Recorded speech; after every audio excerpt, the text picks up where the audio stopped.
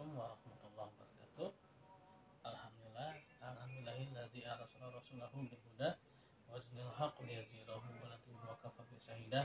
Asyhadu an la ilaha illallah wa asyhadu anna Muhammadar rasulullah nabiyya ba'dah ma ba'du. Rabbi shrah li sadri wa yassir li amri wa hlul 'uqdatam min lisani yafqahu qawli. Allahumma shalli ala sayyidina Muhammad wa ala Muhammad kama shallaita ala sayyidina Ibrahim wa ala Ibrahim fil alamin innaka Hamidum Majid. Baiklah, teman-teman semua, pada kesempatan kali ini saya akan membahas mengenai sejarah Nabi Muhammad SAW dari berbagai sumber buku, ya, kitab sirah yang ditulis oleh ulama-ulama saat ini. Ya, sini di hadapan saya ada beberapa kitab sirah nabawiyah. Yang pertama itu adalah ditulis oleh Ar-Rahiqul Maktum, yaitu Syekh Safiur Rahman Al-Mubarakfuri, ya. Lalu yang kedua, sini ada Profesor Dr. Zaid bin Abdul Karim Az-Zaid, yaitu Fikih Sirah Nabawiyah.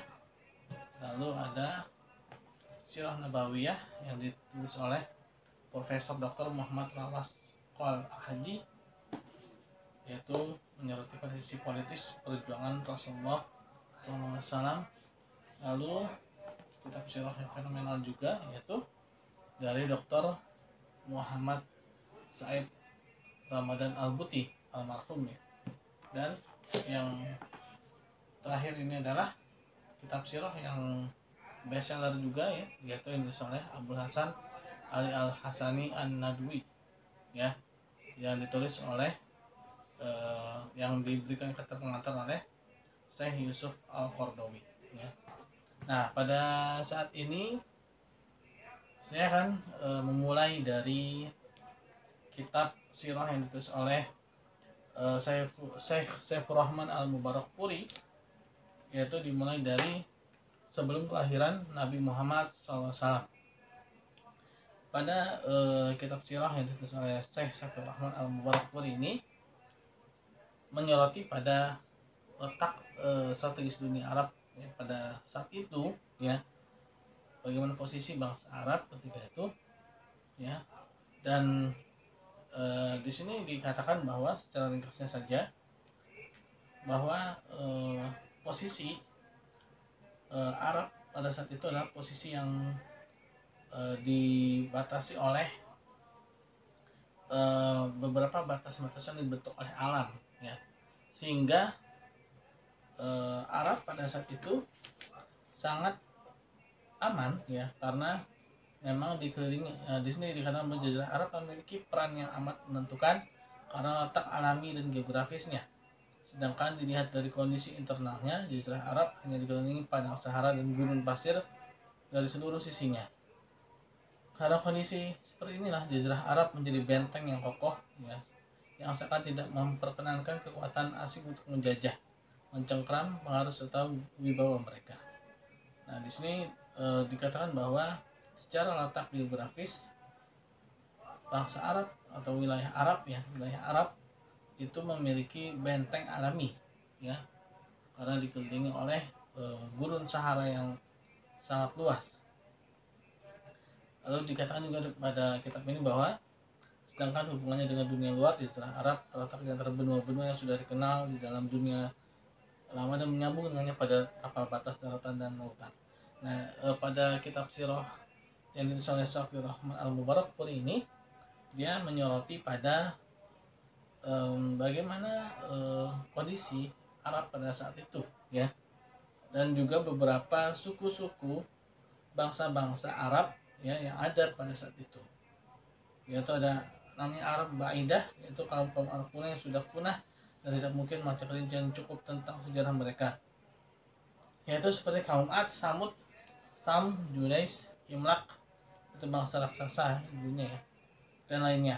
Lalu ada lagi Arab Aribah, itu kaum Arab yang berasal dari garis keturunan Ya'rib bin Yascub bin Qahtan atau disebut pula dengan Arab Qahtaniyah. Dan ada lagi Arab Musta'ribah, itu kaum Arab yang berasal dari garis keturunan Ismail, yang disebut pula dengan Arab Adnaniyah. Nah, di sini ada beberapa juga yang dikatakan bahwa ada Himyar, ya, yaitu anak kabilahnya yang paling terkenal ada Zaid al-Jumhur, Qoda'ah, dan Sarkasik. Lalu Kahlan, anak kabilahnya yang paling terkenal adalah Hamadan, Anmar, Tai, Bajaz, Kindah, Laham, Juzam, Az, Aus, Khosraj, dan anak cucu dari Jafnah yang merupakan para raja di Syam serta lain-lainnya. Tadi itu adalah Arab Aribah atau kaum Kahtan. Ya. Nah, di sini mengenai keturunan Arab ya, sejarah keturunan Arab di kitab Sirah oleh Saifur Rahman Al-Mubarakfuri ini lebih menyoroti pada bagaimana silsilah ya, bagaimana silsilah yang ada ya pada bangsa Arab.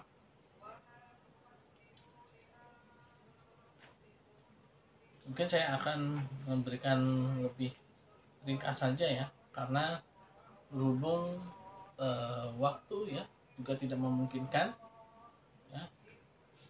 Lalu Syekh Saifur Rahman Al-Mubarakfuri juga memberikan gambaran bagaimana lembaga pemerintahan dan kemitraan di Jazirah Arab ya. Lalu bagaimana dahulu kala itu ada pemerintahan di Yaman ya, ada beberapa periode pemerintahan ya, yaitu antara tahun 1300 sebelum Masehi sampai 1620 sebelum Masehi ya. Lalu ada lagi beberapa tahun-tahun ya, dia lebih kepada silsilah ya, kalau dilihat dari kitabnya ya, ini lebih kepada silsilah dan juga bagian pemerintahan sebelumnya.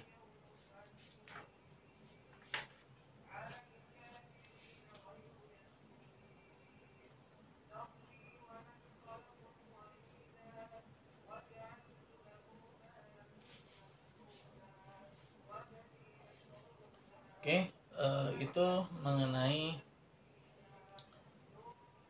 sirah yang ditulis oleh Syekh Saifur Rahman Al-Mubarakfuri ya. Jadi lebih kepada silsilahnya ya. Di sini ada kondisi politik, bagaimana kondisi politik pada saat itu ya, sebelum kelahiran Rasulullah. Lalu bagaimana keyakinan dan kepercayaan bangsa Arab. Nah, bangsa Arab pada awalnya ya masih mengikuti dakwah Nabi Ismail alaihissalam ketika beliau mengajak mereka untuk menganut agama yang dibawa oleh ayahnya yaitu Nabi Ibrahim alaihissalam, yaitu agama Islam. Ya. Mereka menyembah Allah dan mentauhidkannya, menganut agamanya, hingga lama kelamaan akhirnya mereka mulai lupa ya, dengan beberapa hal. Ya. Nah, itu pun juga berangsur-angsur ya.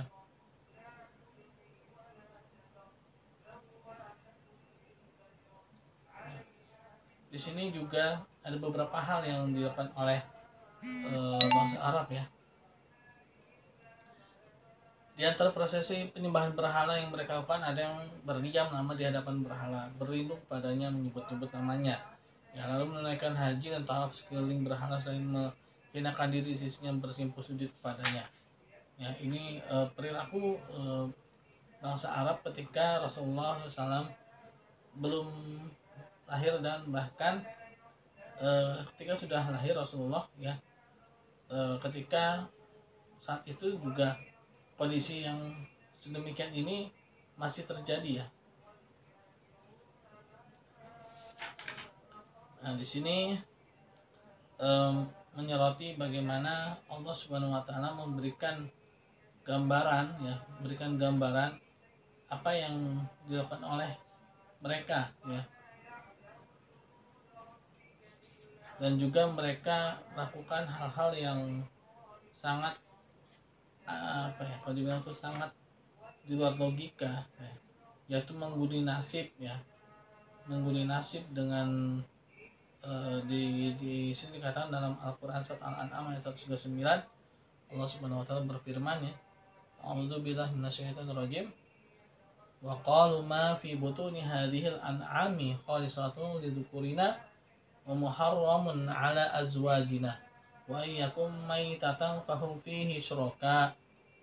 Dan mereka mengatakan, apa yang di dalam perut binatang ternak ini adalah khusus untuk pria kami dan diharapkan atas wanita kami, dan jika yang dalam perut itu dilahirkan mati, maka pria dan wanita sama-sama boleh memakannya ya. Nah, maksudnya di sini bahwa adanya merendahkan ya, merendahkan kaum wanita ya, merendahkan kaum Hawa ya pada saat itu ya. Memang ketika Rasulullah SAW belum mendakwahkan Islam ya, posisi kaum wanita pada saat itu sangat direndahkan ya, karena memang bangsa Arab ketika itu mereka melakukan suatu tindakan yang mengikuti kaum-kaum yang mana di sekeliling mereka ya, kaum-kaum yang ada di sekeliling mereka. Nanti akan dijelaskan di kitab sirah yang lain ya.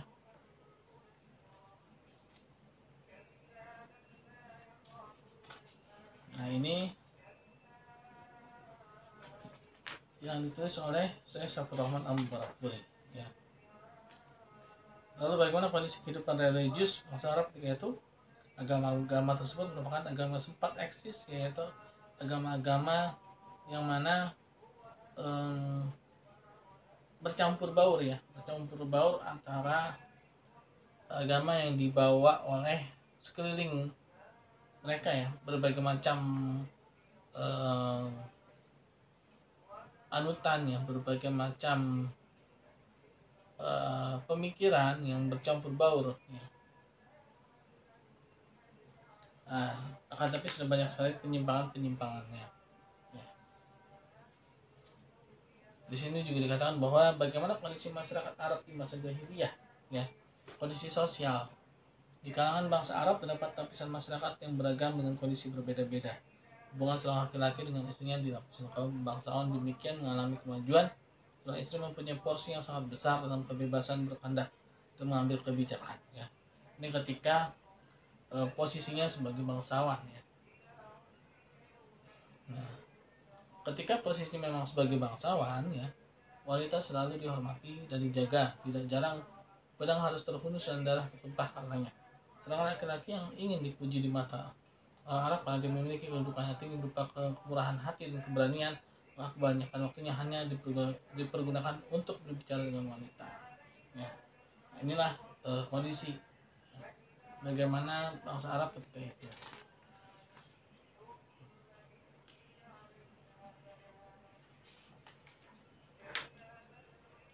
Oke, itu sedikit bahasan mengenai dari kitab sirah yang ditulis oleh Syekh Saifur Rahman Al-Mubarakfuri ya.